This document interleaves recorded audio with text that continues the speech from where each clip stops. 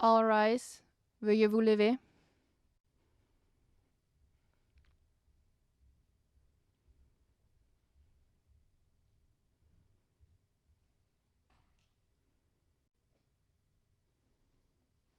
Please be seated. Veuillez vous asseoir.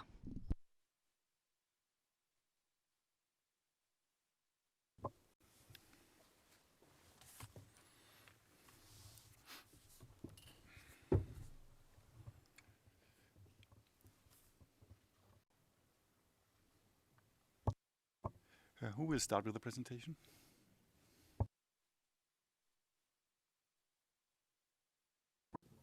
I will start presentation on behalf of the former child soldiers, and then my colleagues representing victims of other crimes will continue. Yeah, you have the floor. Thank you, Mr. President, and I will make my presentation in French.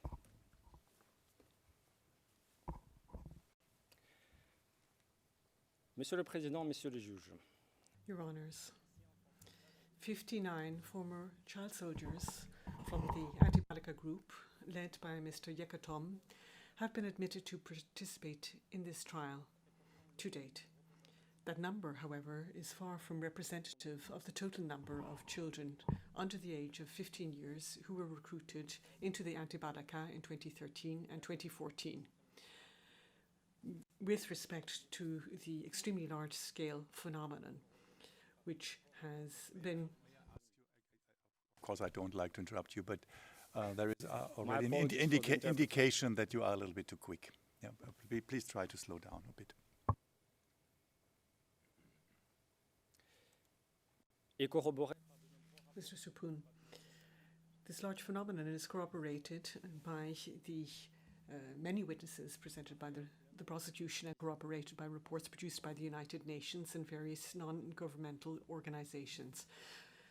Furthermore, the number of victims participating in these proceedings will certainly rise over the course of the trial, as the Chamber has stated that new victims may come forward or may be admitted into these proceedings until the prosecution has completed presentation of its case. The situation of former child soldiers, which I will return to a little later, is one which dissuades child soldiers from coming forward to participate as victims. They fear for their safety, their well-being, and that of their families. We want truth to be told, and we want justice to be done. But we also want aid and support in order to recover, and also to find our own place, our own standing in society, away from war and violence. Your Honours, that is the key message that the former child soldiers have asked me to deliver to the court as this trial opens. Now, we all know that the primary remit of the International Criminal Court, set out in the Rome Statute, is to bring an end to the impunity enjoyed by those who perpetrate heinous crimes of an international nature, and also to contribute to preventing new crimes of that type being committed in the future. But the Rome Statute also sets obligations on the court as regards victims. One of these is to enable victims to participate in the proceedings, and also to ensure that their participation is meaningful and not just simply symbolic. This needs to be done in order to allow victims to fully realize their right to justice and to the truth. The key components of that being, inter alia, the opportunity to positively contribute to the discovery, the uncovering of the truth, and the right to speak and to be heard. Now, that last component is particularly important for the former child soldiers. Often they prefer to say nothing at all or say very little when they leave or when they find themselves in civilian life. They like to say little about the crimes that they have seen or have been obliged to commit whilst in the army. They also fear being accused as traitors, and they also fear their persecutors. They fear being stigmatized, harassed, and even rejected by their family and their community. But at the same time, they continue well after demobilization to feel attached by links of loyalty to their former commanders. Now, experts are excellently equipped to inform us on this paradox, this phenomenon of loyalty which exists in former child soldiers, both in a psychological and sociocultural context. Former child soldiers have practically no voice and are barely heard. The International Criminal Court is practically the only opportunity for them to speak out and to express themselves openly in a way which is safe and respectful of their well-being. Former child soldiers need to speak out and they need to be heard in this trial, and to do so as widely as they can, not only to establish the truth regarding the events which have affected their lives, but also in order, through telling their story, as painful as that might be and as shocking as that might be to hear, to explain the consequences that they have suffered through their recruitment and their experiences in the ranks of the anti-Balaka, so that the victimization of which they have suffered be established and be fully recognized. Now, this is not the first time that this court is dealing with the matter of the recruitment of child soldiers aged under 15 years into armed forces and their active use in hostilities. The practice of the court in other cases has shown that those crimes have a wide range of devastating consequences of a physical and psychological nature, sometimes in the immediate term and sometimes in the long term. These consequences have an impact at the individual level, but also the familial and community level. The first harm suffered when a child is recruited is that that child is separated from their family and their schooling ends, or at least is interrupted. Once they're in the army, those children who are already vulnerable given their age are exposed to a violent environment, which causes them further bodily harm and psychological trauma. Through their experiences in the army, children often have had to undergo inhuman and degrading treatment, torture, and sexual violence, be they boys or girls. And that has simply exacerbated their vulnerability. The active use of child soldiers in hostilities, often on the front line, exposes them to the risk of imminent death, but also leads them to commit atrocities, often under the influence of drugs and alcohol, which is provided to them. And those acts are perpetrated by them on people who are labeled by their commanders as being the enemy, without those children really understanding the reasons behind the clashes and the violence. Many children do not return from the battlefield. Those who do return are often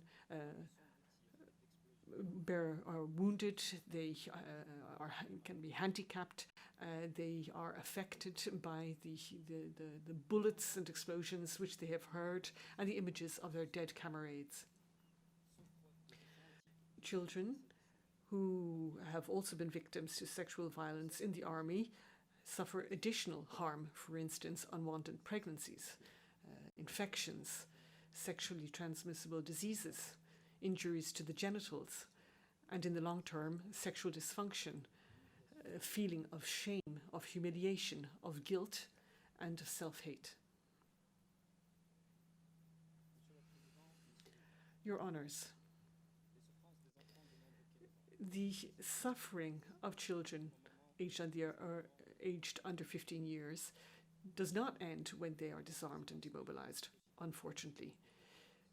That is because the atrocities of war and the violence that those children have survived change their lives forever. They haunt their daily life, and that for the long term, the court's practice has shown that, thanks to the testimony of various experts, it is known that due to continued exposure to violence, to fear, anxiety, and inhuman treatment, and often sexual violence, that combined with systematic use of drugs and alcohol, former child soldiers, as a general rule, suffer psychological trauma which continues long beyond they are demobilized from the army, and which often transforms into post-traumatic stress disorder. Now, that disorder is prejudicial to the development of the brain, and it has an impact on the cognitive capacity of young people and on their behavior. Often, it leads not only to depression, but also to aggression, suicidal ideation, dissociation, and derealization. In the Lubanga case, the appeals chamber identified, not exhaustively, but identified the main types of consequence which are suffered over the long term by former child soldiers in terms of psychological and social consequences. These include psychological disorders, suicidal tendencies, depression, dissociative behavior, difficulties in controlling aggressive impulses, difficulties in maintaining relationships with family and the community, a failure to acquire life skills, which cause the victim some disadvantage, particularly when it comes to finding work. The appeals chamber also specified that the various types of harm suffered by former child soldiers is such to seriously prejudice their life plans. And if that were not enough, former child soldiers, once demobilized, face the major challenges of integrating into society. Because they find themselves stigmatized and even rejected by their family and community, unable to marry, and without access to opportunities to develop. According to Dr. Vessels, an expert in the Ongwen case, social stigmatization is one of the worst consequences suffered by former child soldiers when they return to their families. The consequences of being recruited as a child soldier under the age of 15 years into an armed group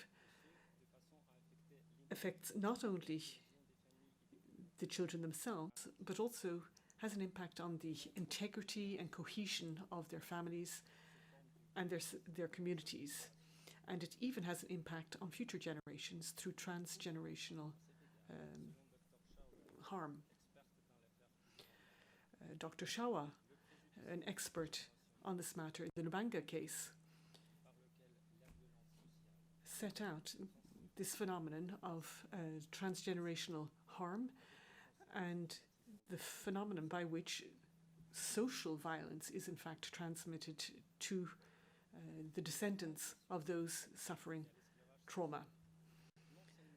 Children born of rape and sexual slavery not only inherit the trauma of their mother, but they also face stigmatization themselves, being mocked and socially excluded.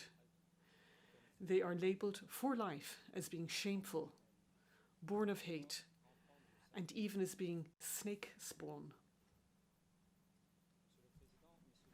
Your Honours, the former child soldiers who have been admitted to participate in this trial have all suffered in one way or another the various types of harm and long-term consequences which I have referred to. Indeed, they have all been suffered inhumanly and degradingly in one way or another. In some instances, they have suffered torture in the ranks of the anti-Balaka. They have suffered through the dreadful circumstances in which they received their military training. They have suffered through severe discipline and punishments, and they have suffered because they have been forced to take drugs and alcohol before going into battle. Amongst the 59 former child soldiers, 7 were raped and sexually enslaved, girls and boys. 12 bore physical scars and the consequences of wounds caused by gunfire, explosions, or machete blows. And this has caused permanent handicap in several cases, including the use of an arm or a leg, the loss of an eye, or difficulties in walking. 35 continue to suffer psychological trauma. They experience emotional difficulties, behavioral problems, including anxiety, fear, anger, and aggression, which is constant, feelings of guilt, insomnia, nightmares, recurring migraine, memory problems, addiction to drugs or alcohol. And finally, and to this day, they are all the subject of stigmatization and face difficulties of one type or another, or on one scale or another, when it comes to their reintegration into society. 7 years after the events which touched their lives, the former child soldiers continue to suffer. Nobody has received psychological support, and very few of them have benefited from basic medical care. And that is because, aside from the fact that there is practically no psychological support system in the Central African Republic, the demobilization programs for former child soldiers do not include this component, as essential as it is. They have been abandoned to their psychological problems. The former soldiers find themselves unable to enjoy the opportunities enjoyed by others, or to benefit from life in society in the same way as others, because they have been rejected. Without work and marginalized, former child soldiers continue to spend their time with their old anti-Balaka associates. They are an easy prey for remobilization campaigns by the various armed groups, which are numerous in the Central African Republic.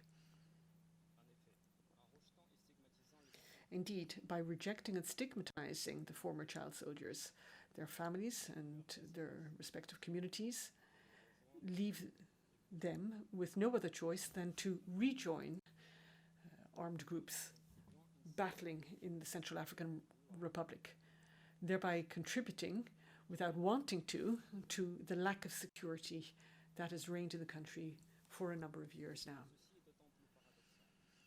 And this is paradoxical because the families and the communities who stigmatize them today,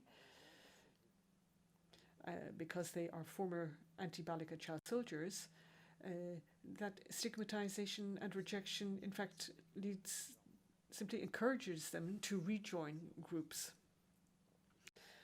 To illustrate, I'm going to cite the experiences of certain former child soldiers. We have victim A/65131/19, who was conscripted into the anti-Balaka when he was only 12 years old, and he was obliged to attend summary executions of civilians. Victim A/65122/19 was also enrolled at the age of 12 years and tells how that victim was obliged to watch and learn how to cut up people. Similarly, victim A/653 84/19, barely 12 years old, was forced to take part in, and I cite, decapitating Muslims.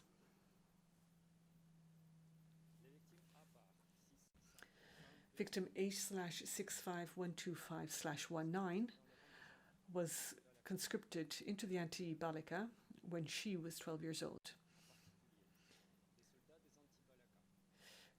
More specifically, Anti-Balaka soldiers entered her home, raped her sisters, and then attacked her.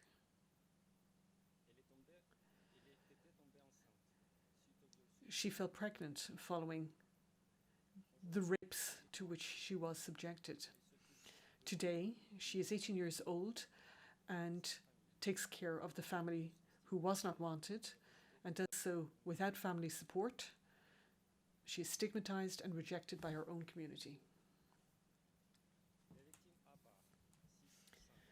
Victim A/65395/19, aged 13 at the time,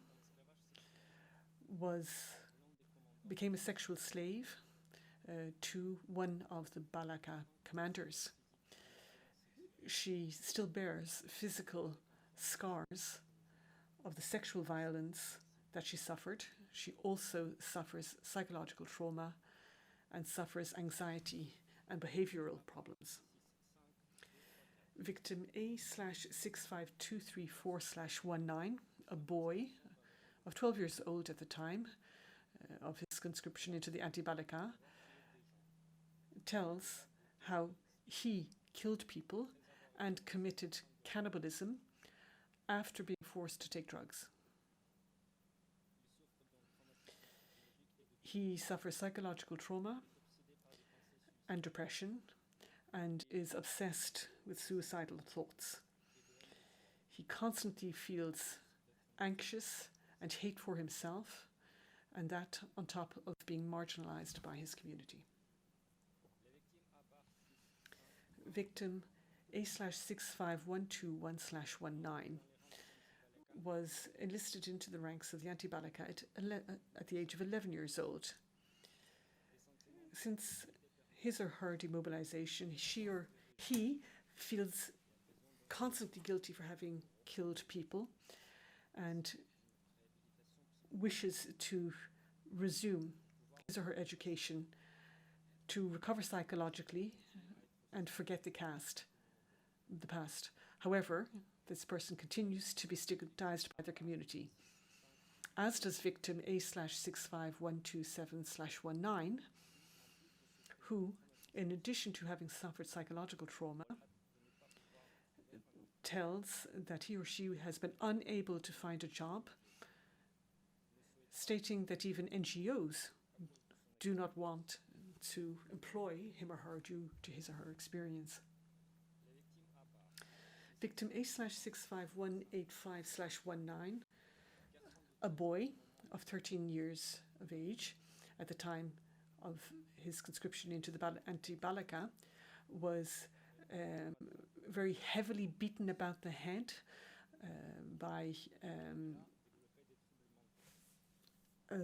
with a stick by his commander, and has developed mental problems and has been unable to resume his schooling since. Victim A/65228/19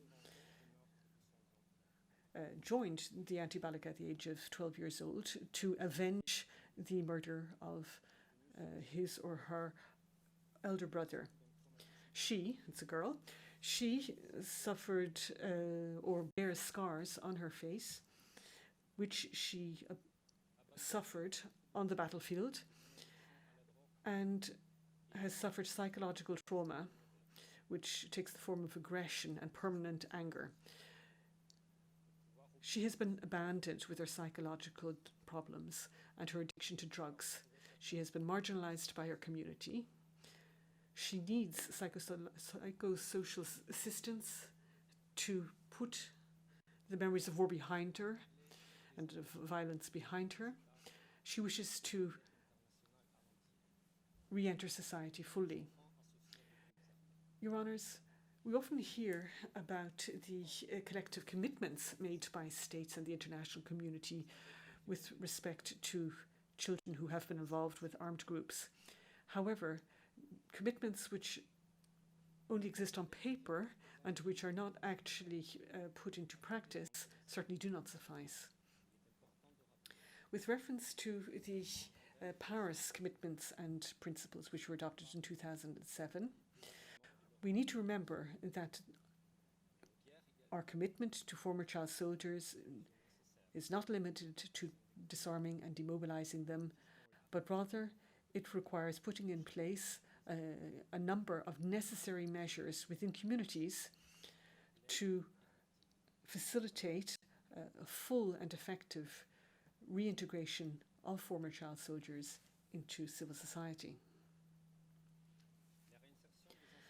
The reintegration of former child soldiers and the process which should allow the individuals concerned to transition into civilian life and to adopt a positive role and a civilian identity which is accepted by their families and their community, and reconciliation at the local and national level. That is what is required.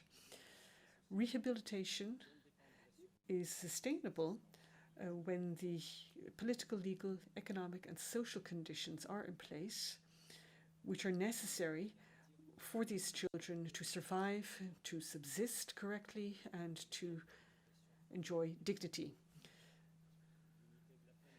Such a process needs to be provided to children. They must be allowed to exercise their rights, receive a formal education and a non-formal education. Their families need to be united, and they need to be given the means to lead a respectable life and to be free of danger. Reinserting former child soldiers is a complex process and involves adaptation and negotiation with families and communities. It's a long-term project which needs various stakeholders to play their role. It involves putting in place long-term structural projects and providing resources which are at the level required. Former child soldiers are capable of adaptation and resilience. They can certainly make a success of their life if they receive the help, the support and the encouragement that they need.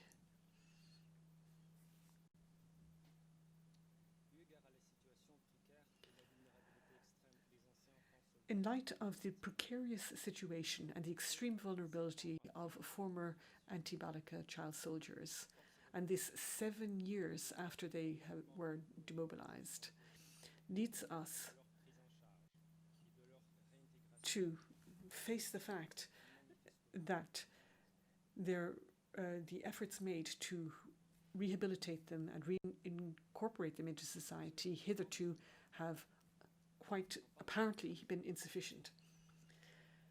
Your Honours, I spoke about commitments.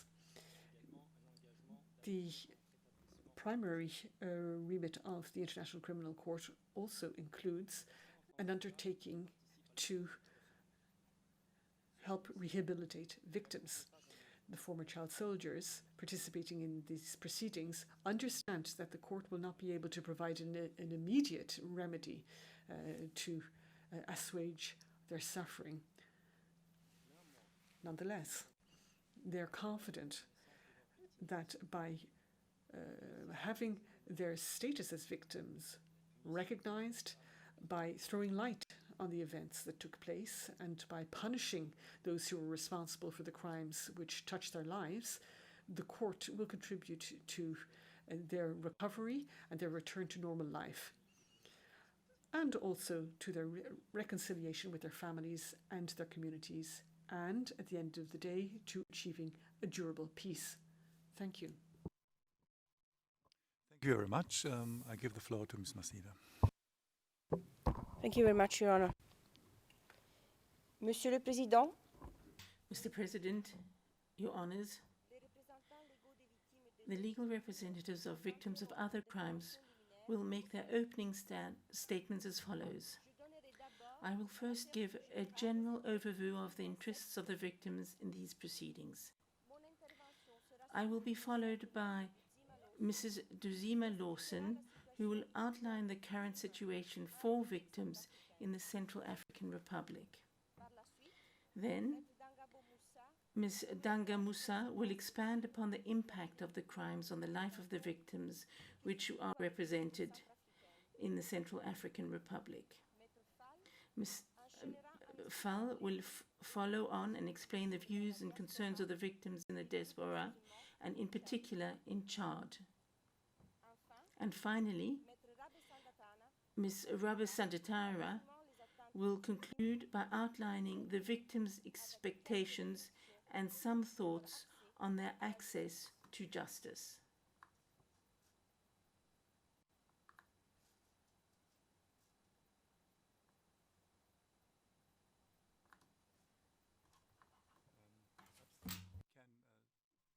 Stop here for a moment.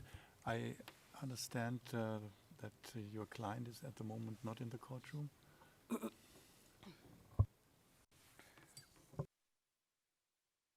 Thank you, Mr. President. I hadn't noticed. Can I have a... Yes, of course. We would also... he's already back. No okay. Problem at all. Thank you. No problem. Apologies. No. It was obviously not some attitude. We understand. Please continue, Ms. Massina. Thank you. Thank you, Your Honor. Monsieur le Président. Mr. President, Your Honors, break the silence. This is largely what the victims want today. Break the silence which envelops the terrible events they had to face, and choose to speak out. This is the first step to re-establish the truth, to get justice. Break the silence. Put words to the acts by identifying the crimes that can be related to the suffering and also providing an answer to what actually happened. My lords, this is the second time that the court has to judge crimes committed in the Central African Republic since 2003. Indeed, the recent history of the Central African Republic is littered with turmoil and violence, with lost opportunities and chances which they had and which they may have and will have a lasting impact on future generations. Theirs is a history of violence, of hatred and instability, which has forced thousands of victims into exile and has forced them to live under deplorable conditions. Because of its geography and history, the Central African Republic is at the junction of two regions and two people. In the north, the pastoralists and traders who are mainly Muslim, and in the south, Central Africa, the people of the savannah and the river, who were initially animists and now predominantly Christian. When the Seleka came to power in March 2013, for the first time since independence, there was a strong force from the Muslim population in the north and east of the country. Strong clashes between Seleka and Anti-Balaka led to tensions between the communities, and that was made worse by their different religions.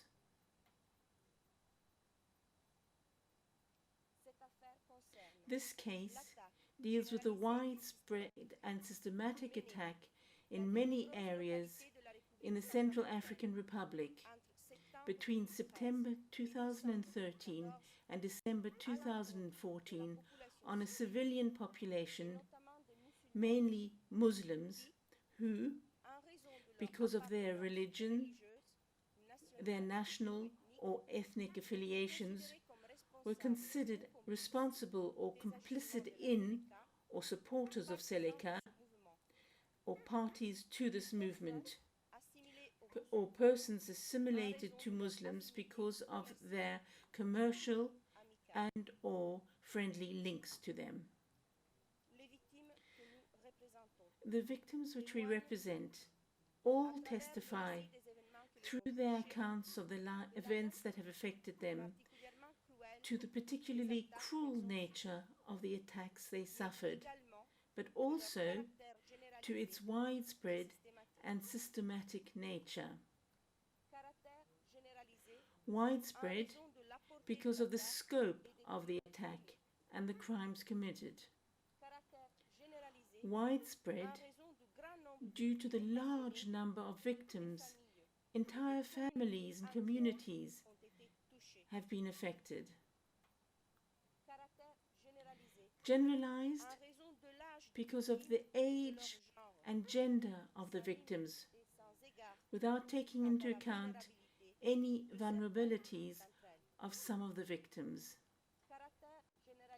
Generalized, finally, because of the nature of the crimes perpetrated, which affected every aspect of the victim, be it human, morally, physically, or materially.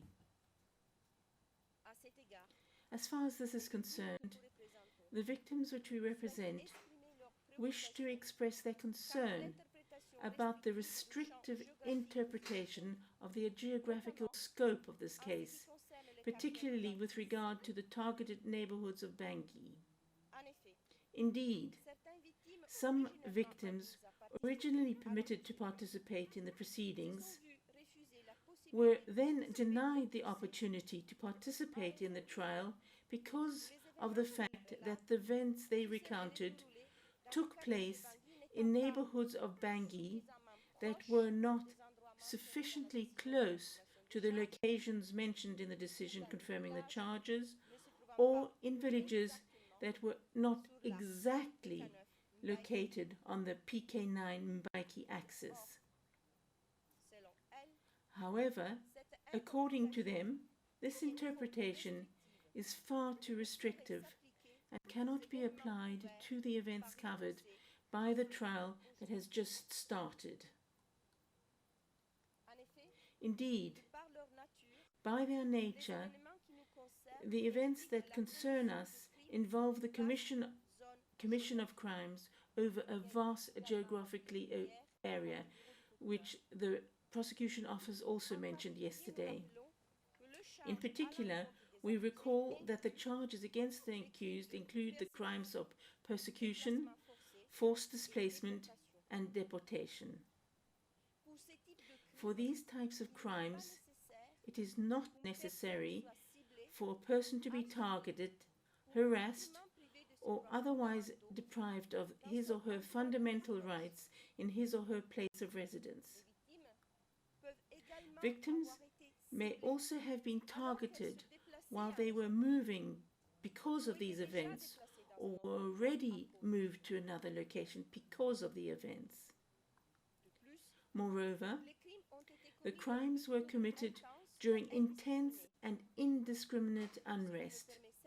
This certainly does not allow for precise targeting of certain places, as if it were possible to stop the abuses at the exact border of a village, neighborhood, or sub-neighborhood.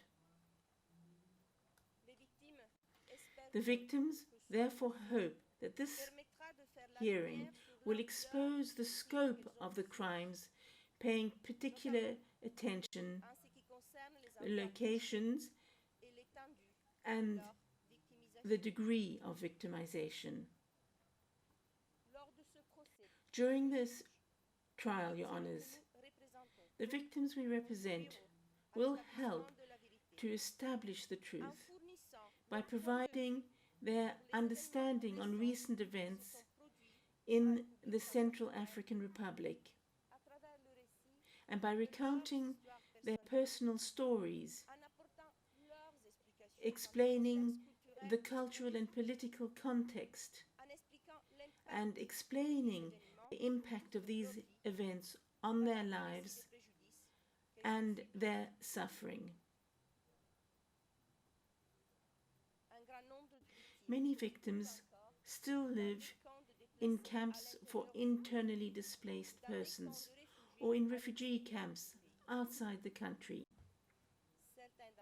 Some have suffered physical and sexual violence and have been humiliated and still bear the scars of this humiliation, which also stigmatizes them. Others have been traumatized by the murder of their loved ones, including family members. Some of them were able to return to the family home after the events and saw the destruction of their homes. Their homes still bear the marks of the attack today because they do not have the means to carry out repairs and refurbish them. Many of the victims have had to move from their place of origin, and they are still living today in exile without knowing when they will be able to return to their countries and their families. All have suffered moral damage and psychological suffering. In addition to this, most of them have also suffered physically.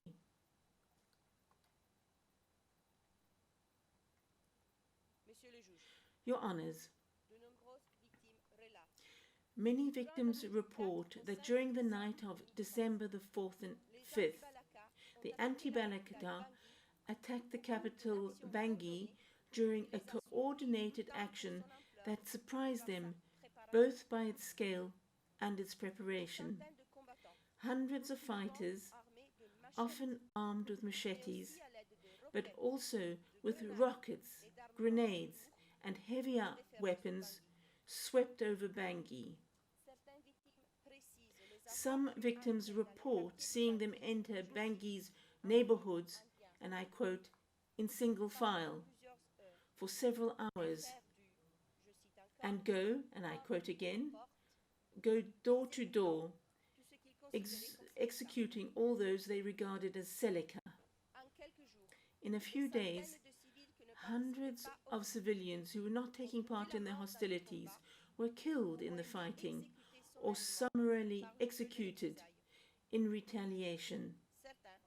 Some were never seen again by their families. Carried out on the eve of the expected vote by the United Nations Security Council resolution authorizing the deployment of the French forces, it took the appearance of a strategic offensive guaranteeing the surprise effect, speed of execution, and the state of affairs of a planned military offensive. By attacking the capital on the eve of the Sangari's forces' entry into the Central African Republic, the anti-Balaka demonstrated a tactical and political sense surprising for a popular self-defense militia.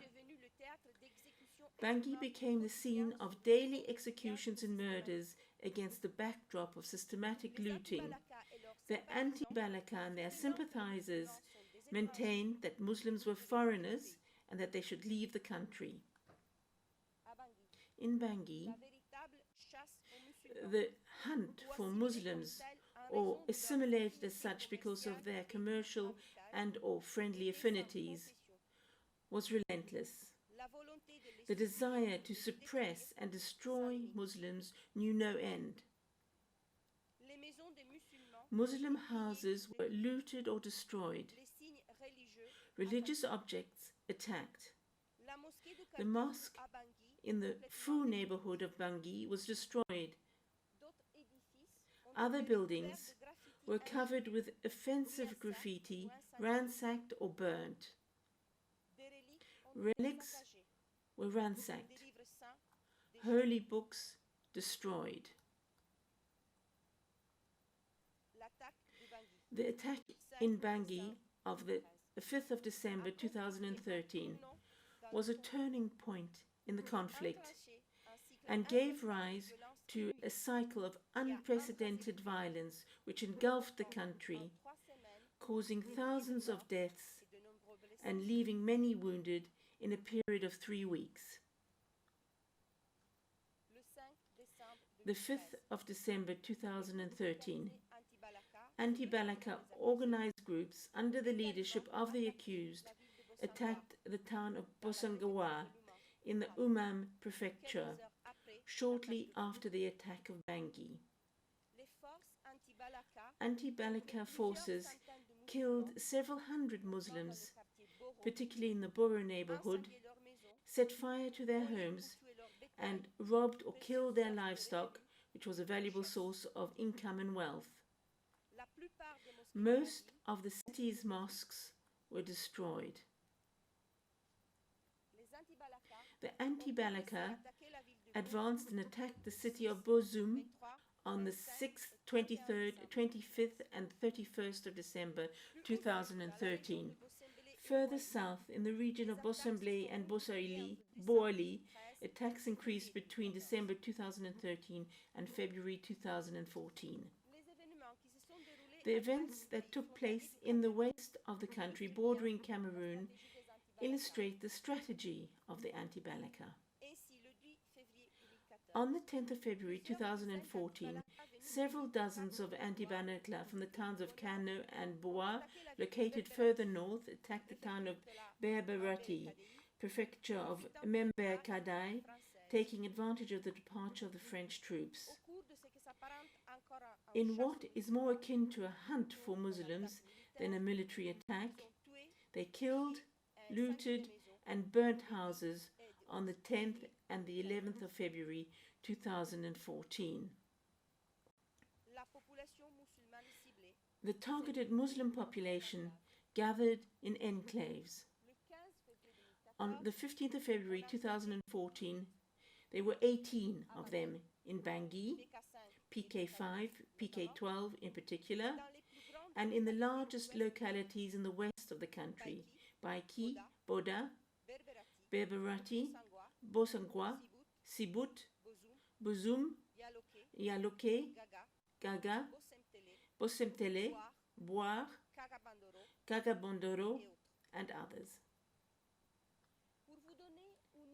Just to give you an idea of the number, if you look at non-governmental organizations, the enclaves were home to an estimated population between 15,000 and 20,000 people, mostly Muslims, out of an estimated 800,000 Muslims living in the Central African Republic before the crisis.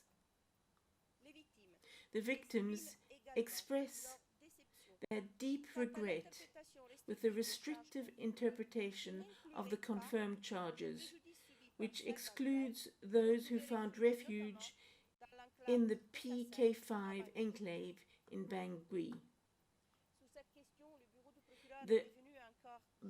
The prosecution office came back to this by quoting the words of Yekatom and today when they mentioned what happened in PK5.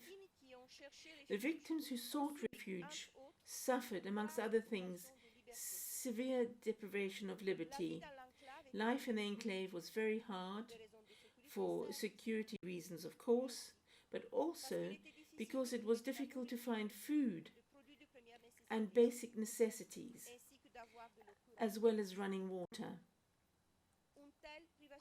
Such deprivation of liberty may be an underlying act of persecution because of its gravity. By creating an intolerable situation with no security and no hope of survival for civilians, by limiting aid to the enclaves where they were, and then by carrying out military attacks, and finally by terrorizing them in order to force them to leave the territory, this is undoubtedly an act of persecution. The victims who sought refuge because of other crimes committed elsewhere, but who were subsequently subjected to acts of persecution committed against Muslims in the PK5 enclaves, should be considered to objectively meet the criteria for admissions to participate in these proceedings, because the crime was committed against them while they were present in this neighborhood of Bangui.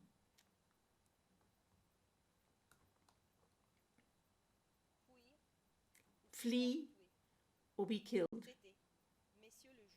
That, Your Honor, was the stark choice which hundreds of our clients had to face. Either to go west of the Central African Republic in large organized convoys to reach Bangui and to take one of the chartered planes to Chad or other countries, or to flee to the neighboring Chad or Cameroon by road. Fleeing in these convoys, the Muslims, or those assimilated as such, were regularly attacked by hordes of anti-Balaka who killed, pillaged and raped them. The overloaded trucks, in bad condition and often defective, often broke down along the way. The anti-Balaka controlled the roads and access to the ports where whaling ships transported traders. They also controlled checkpoints where they took advantage. Many victims reported being stopped at checkpoints and forced to pay money. Some were raped and or tortured under the pretext that they were working for Muslims or that they were hiding money entrusted to them by Muslims. During the attacks, places of worship were systematically targeted. After the attacks, there was no functioning mosque left in Bouali. All 3 mosques were destroyed. Victims reported seeing anti-Balaka destroying them stone by stone. On the road between Bangui and Bouali, almost all mosques were attacked and partially or completely destroyed. Most mosques in Bosangwa, Bosembele and Bois were attacked or destroyed. In Bangui, of the capital's 23 mosques, only 4 remain standing. The central mosque of PK5, the La Wanga Mosque, the Bazanga Mosque, and the PK12 Mosque. The other mosques were attacked, burnt down, dismantled, or destroyed. In the district of Foué and Miskine in Bangui, in the place of the destroyed mosques, concrete slabs were poured and basketball boards were installed instead of the place of worship.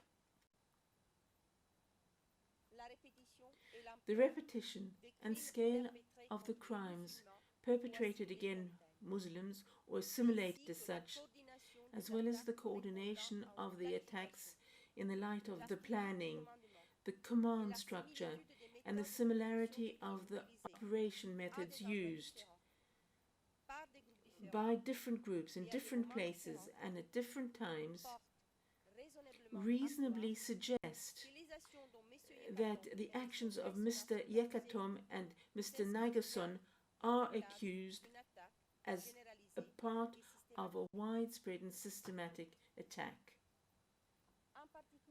In particular, with respect to persecution, understood as the intentional and serious denial of fundamental rights in violation of international law on grounds of relating to the identity of the group or collectively subjected to such persecution, the crimes of the anti-Balaka under the command of the accused were aimed at an identifiable group or collectivity on religious grounds, as well as at persons assimilated to that group through commercial or friendly ties, or even simply assumed to be wrongly assimilated to them.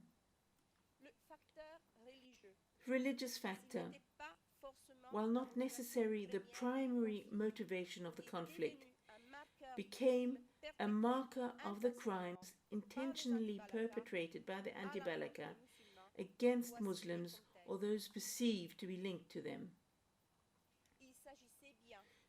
This was a campaign or operation directed against a civilian population in the sense of conduct as referred to Article 7(2)(a) of the statute. The civilian population was the primary target of the attack carried out in pursuit of this organization planned to carry out such attacks.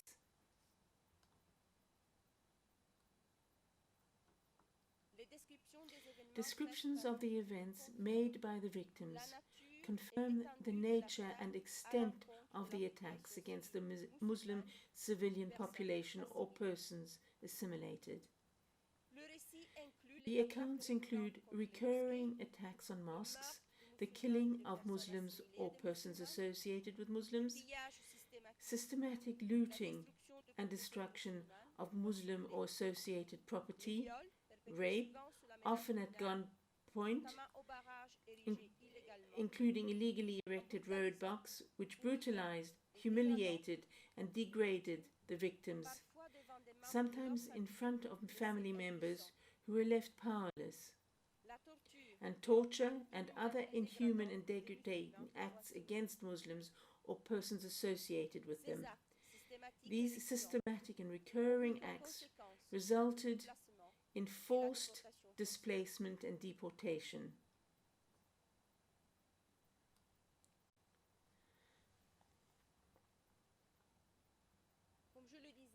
As I said at the beginning of my presentation, this is the second time that this court has dealt with crimes committed in the Central African Republic in the last 15 years. Unfortunately, the search for justice for the victims who suffered the events in 2002 and 2003 did not succeed, since the crimes committed by the Bayumulenge remain unpunished, and the victims were left feeling abandoned by the courts as to justice having been done. Some victims of the events of 2002-2003 are also victims in this process today, and hope that their quest for justice will finally come to fruition. Let us remember that it is the victims who are at the heart of these proceedings. They are the sad reason for the existence of this court. So behind the legal and technical terms which we use, let us not forget that there are hundreds of children, women and men who are anxiously waiting for the outcome of the proceedings.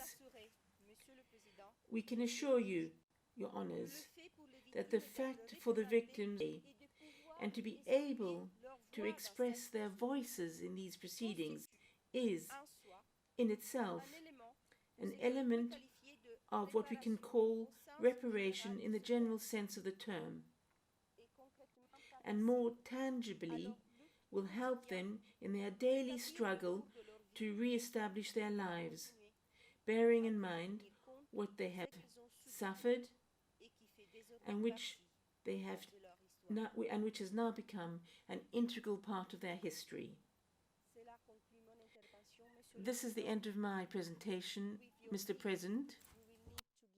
Floor to Bangui so that my colleague Maître Dudzima also could continue with her observation. I thank you very much for your attention. Thank you, and I give the floor to Faraway Bangui.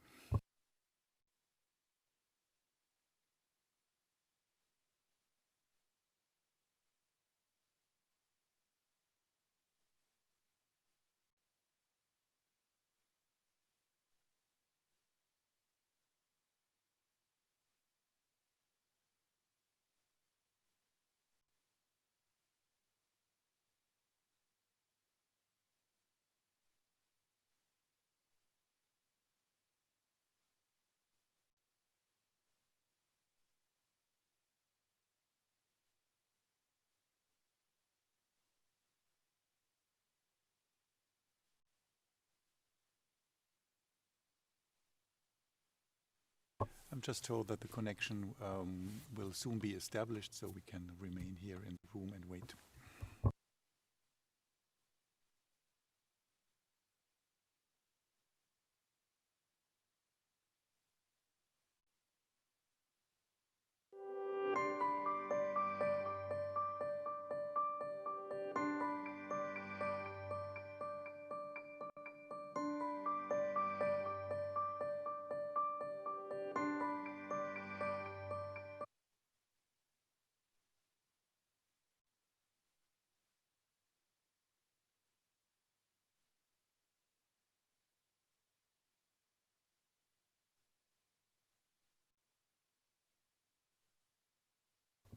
If the connection is established, you may start, please.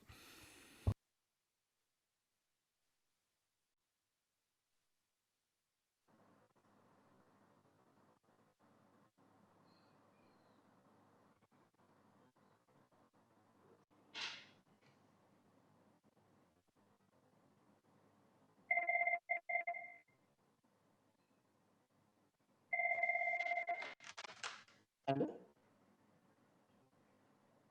Allô? Je ne vous entends pas.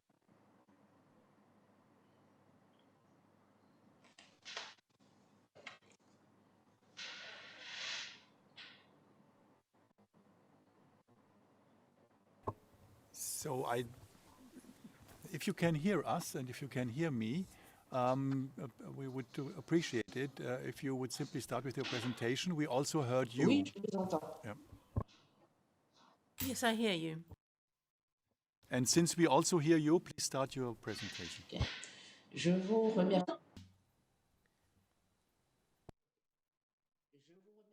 Thank you, Mr. President. Mr. President, Your Honours, at the opening of the confirmation of charges, I pointed out that for at least 2 decades, the conflicts in the Central African Republic have been systematically settled by violence, with the civilians as main victims. As a general observation, it seems that the main aim of the warring parties is to gain access to power, whatever it costs. The slogan, and I quote, "Never again," remains empty. One only has to look at what is currently going on in the Central African Republic recently, particularly from December 2020 to the present day. Victims reiterate their fervent wish that the court could give a strong signal to criminals of all kinds in order to deter them from committing similar crimes which continue to be victims by armed groups. Central Africans continue to demand justice for the serious and massive crimes and human violations which have been committed in the Central African Republic for decades. In the present case, the 11th of December 2019, the pre-trial chamber 2 issued its decision partially confirming the charges of war crimes and crimes against humanity brought by the prosecutor against Alfred Yekatom and Patrice Edouard Ngaïssona, and arranged for them to stand trial. However, as has already been said by my colleagues, the victims are very concerned about the pre-trial chamber's decision not to confirm all the charges for the violence suffered by the accused, in particular through Yekatom or his elements. This means that a significant number of victims have been excluded from the scope of this case, in particular those from Lubayi, including Boda and its surroundings, Mambere, Kadei, including Beberati and its surroundings, as well as part of the capital Bangui, including the Boy Rab neighborhood. They feel that the Chamber should have asked the prosecution to review or provide additional evidence about the geographical areas in question, rather than systematically dismissing them. Indeed, they have expressed a willingness to provide the prosecutor with additional evidence. They maintain that there is a causal link between the actions of the accused and the violence they suffered in the areas not covered by the decision confirming the charges. The victims maintain that the accused intentionally directed attacks against them during the period covered by the confirmation of charges, and that they were victims of murder, of rape, and other crimes. They were forced to leave their homes as a result of persecution, inhuman and degrading acts, prior to the looting or confiscation of all their assets, tangible, real or the victims believe that by reducing the geographic scope, the likelihood of a conviction of the accused is also reduced. By not taking into account certain geographic zones, some of Yekatom's cells, called Rambo, and has allowed his elements to continue looting, abductions, indeed, to go against the return of victims so that they cannot return home.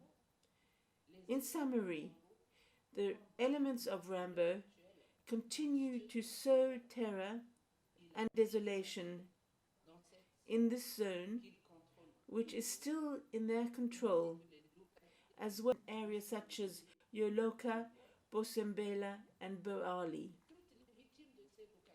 All of the victims in these locations have submitted applications to participate in the proceedings.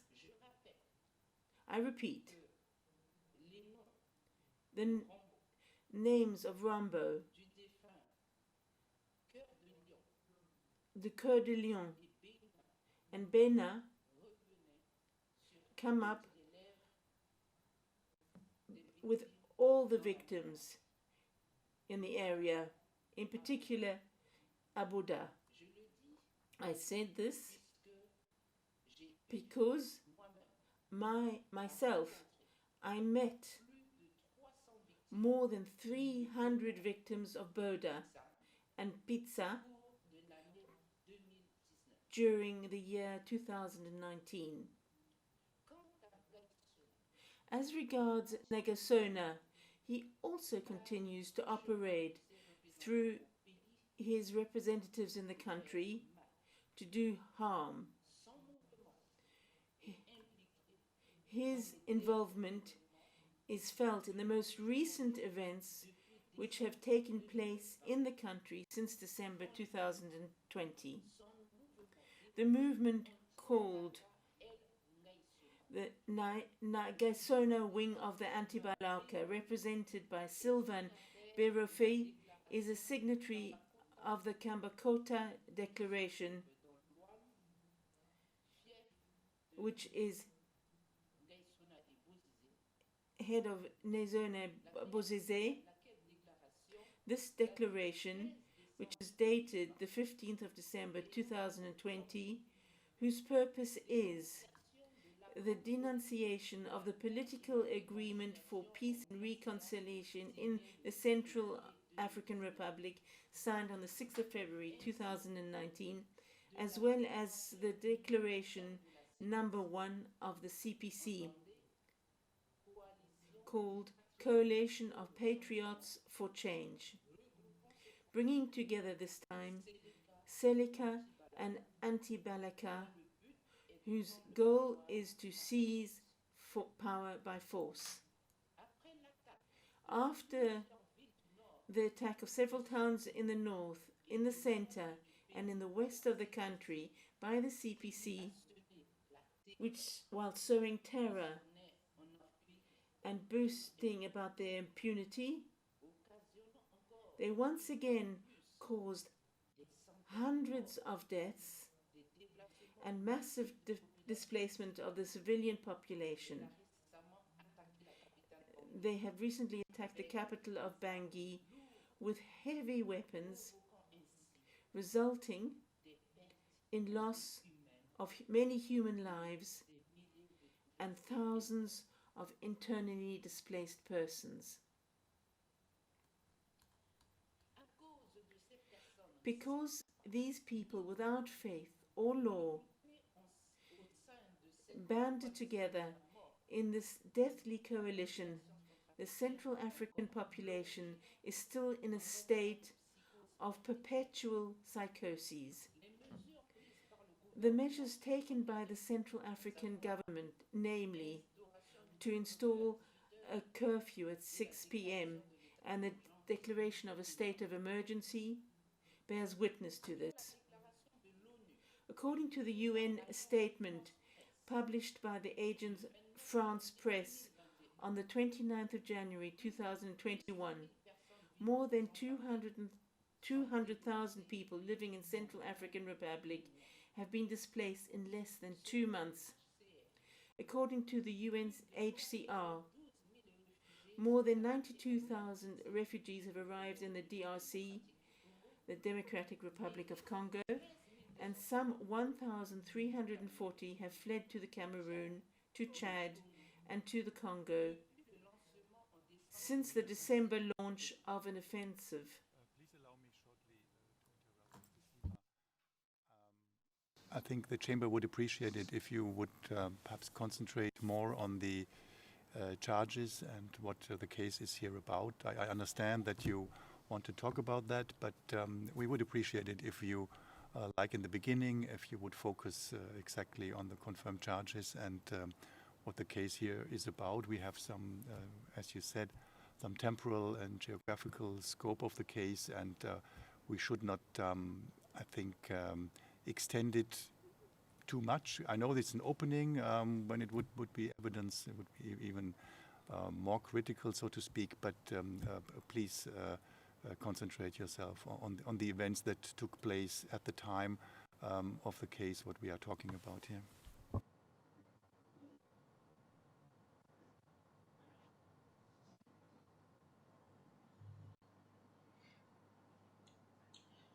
Je vous remercie, Monsieur le Président.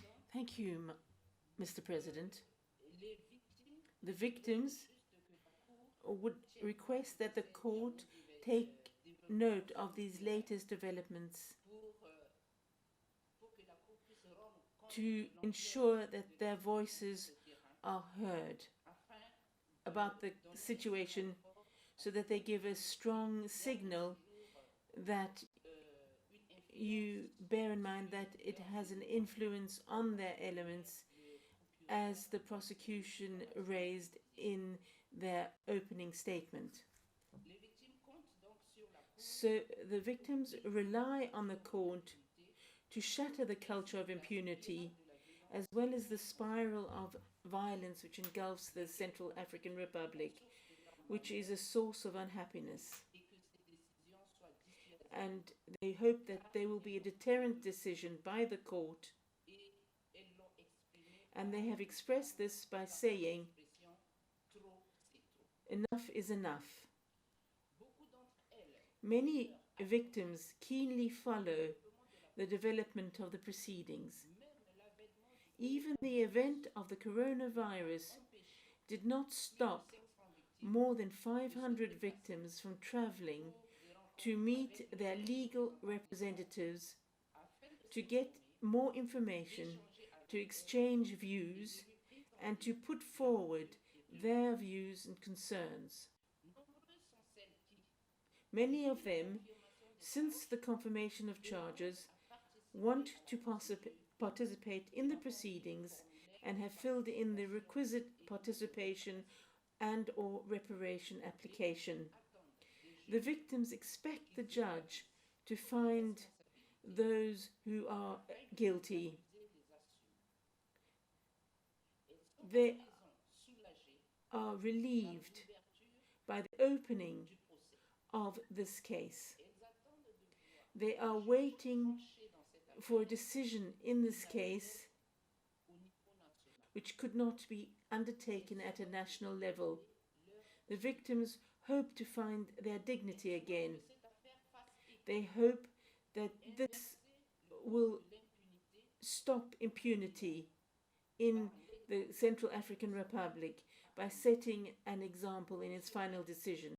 To this end, victims wish to be accessible to the judges during this trial within the framework of Article 68.3 of the Rome Statute, particularly as this allows them to produce evidence, to call and examine witnesses in order to discover the truth, to file submissions on issues relating to evidence, to receive exhibits from the prosecution relating to their personal interests, and to submit final statements at the end of the presentations and the submission of evidence. My lords, hearing the voices of victims will contribute to end impunity for the perpetrators of the most serious crimes and thus contribute to the prevention of new crimes as stipulated in the preamble of the Rome Statute. In conclusions, Mr. President, Your Honours, the victims would like to receive a broad range of assistance from the Trust Fund for Victims, bearing in mind the very precarious situation in which they find themselves at this moment. As I have already explained, justice be done. Thank you.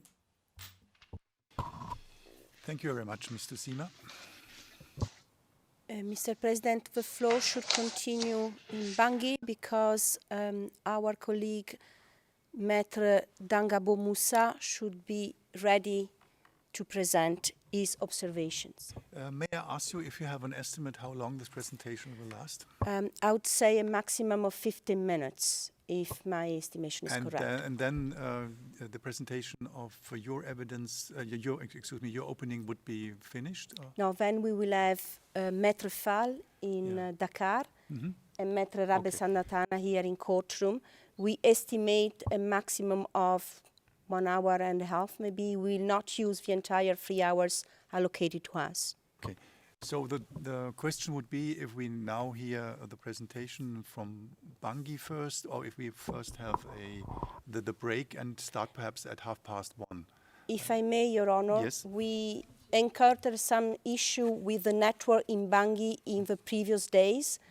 Now that we have a network, may I suggest that we continue, if I may? That is of course a very good argument. Then of course we continue with Bangui. So you have the floor, please. Yeah, of course.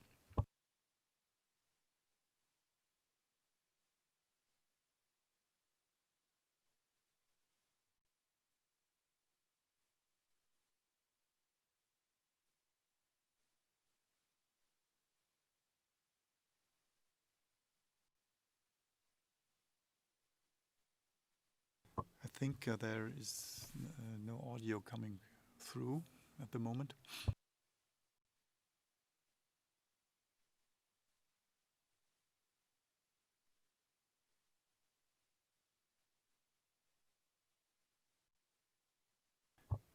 But I may perhaps say in the meantime that under the circumstances and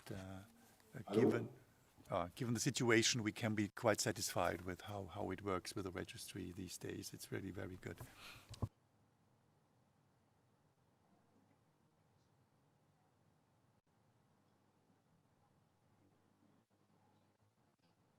So I think I heard that you are muted now from there in Bangui. So if you unmute, perhaps we could hear you.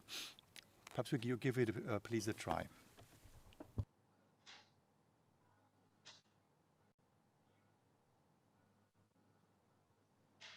Non, le micro est ouvert. The microphone is on. Voilà. Merci. Mr. Gabaousa. Thank you, Your Honour. Thank you, Your Honours. The years have passed, but the horrendous memories remain. Before I speak to you about the victims' expectations, I would like to remind you of what they have lived through. We have visited the field on a number of occasions. These visits have been organised and funded by the court. The victims have told us that during their flight, they have seen people massacred, they have seen victims' bodies, people who have been beaten and burnt. The wounds of the 2013-2014 civil war have not healed. You might see a victim with a wound on his or her shoulder, the size of a small coin, where that person has been struck by a bullet. You will see victims who have lost a leg, or you will encounter women who have suffered miscarriages, and people who will tell you about deaths. Most of the victims lived in the Central African Republic for generations. Now, the victims find themselves, for instance, unable to pay rent. They have been displaced and live out in the bush, 45 kilometers from Bangui, for instance, where they have no electricity, no tap water. They only have outdoor toilets. They need to walk to a spring which is 2 kilometers away to get water, but they cannot carry large aluminium basins full of water, nor can they set bushfires in the dry season because they fear being spotted by armed groups. They don't have enough money. They eat grasshoppers and insects instead of trees. They cannot grow cassava. They are reduced to eating tubers of various types. They live not alone with poisonous snakes, but with illness, poverty, and death. One victim said, "My heart breaks for the Central African Republic. My heart breaks because of the war which disseminated its residents and has filled men's hearts with hate for their Muslim and Christian neighbours, people with whom they lived in peace and have done since as far as one can remember." Everyone has their own responsibility. The Central African Republic is a country which has been forgotten by Europe. Yes, there was war, but it was not just religious war, but rather it was rooted also in the coveting of natural resources. And that coveting has caused or produced orphans, widows, homeless people, displaced people. In Bangui today, life is expensive, but victims are happy if they have a roof over their head, a mattress on the floor, and something to eat. All of the victims want to find peace, and they want their emotional wounds to be healed one day. Those who are responsible for these crimes are blind to this world of beauty and variety. Your Honours, Judge Chidiebu Osoji stated at one point in time that the particular challenges, that we are faced with particular challenges this year. He said that it was to the court to acquit its remit for humanity, and that lay in seeing justice done and ensuring the rule of law. The victims of the world over have placed their hope in the ICC. Your Honours, the victims are poor, and that is manifested in various ways. They are weak, they have little income, they suffer precarious lodging conditions, they have a poor health, they are insufficiently educated, they are undernourished, they live in poor circumstances. There are different types of victims. There are those who work but earn very little, the working poor. They certainly don't earn enough to send their children to school. Then there are those who cannot find work or only temporary work. There are those who raise their children alone, the father of the child having disappeared without leaving an address or having been killed during the events of 2013 and 2014. Many are not qualified to be employed in the jobs that are available on the market, and they also are poorly equipped to operate in an urban environment. There are those who are sick, those who are handicapped, and of course those who have died. There are those who have to fund a household alone, and there are those who live in makeshift huts. Aside from the poverty linked to a lack of resources, there's also the social dimension of that poverty. There is isolation and exclusion. There are cultural aspects, and their identities are not recognized. There are also ethical aspects. Their values are not recognized. Your Honours, the victims have asked me to tell you that they are desperate. They have asked me to tell you that they hope to hear the truth about the horrendous crimes that took place, and that would, in fact, assuage some of their sufferance. But they also want to contribute to bringing an end to such crimes, that such horrors not be repeated again in the history of the Central African Republic. These victims have asked me to ask you to punish those who were responsible for these heinous crimes. The victims of Berberati, Basangwa, Mbaiki, Katin, Boeing have asked me to tell you also that they expect reparation for the sufferance that they have endured and the loss that they have suffered. We wish to hear the truth. Thank you. Thank you very much. So it's now 12:30. I think 1 hour of lunch break is enough, since we can't have so much anyway. So we come together again at 1:30. All rise.